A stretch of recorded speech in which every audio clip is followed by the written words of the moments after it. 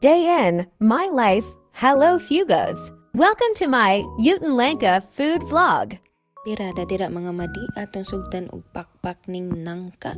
Sa pagkuha sa among nangka, kinigi pangayo sa silingan ng mga madi.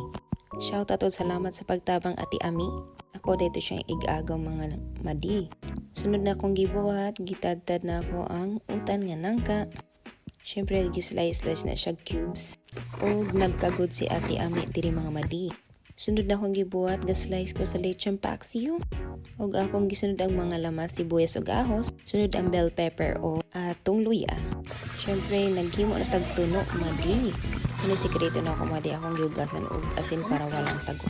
Gahimo na tag perfect nga kusog nga kalayo mga madi. Ug atong gihalo-halo ng lechon with spices and pepper. Syempre mga madi, para lami ang atong utan nga nangka. Makita